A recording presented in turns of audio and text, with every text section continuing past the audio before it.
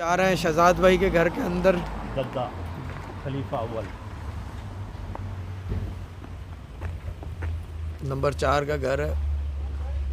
क्या हो गया? हाँ क्या क्या क्यों पंचर है ना?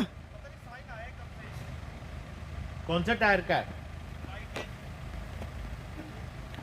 चलो मैं जब ही कह रहा था ऑडी में आ जाए, सुनते नहीं है ना।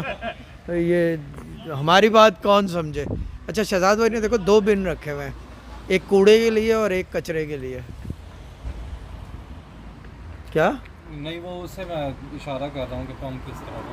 पंप पूछ रहा था। इनका व्यू ये है, सामने वाले के घर में ताका झाकी ना ये है। हाँ और ये है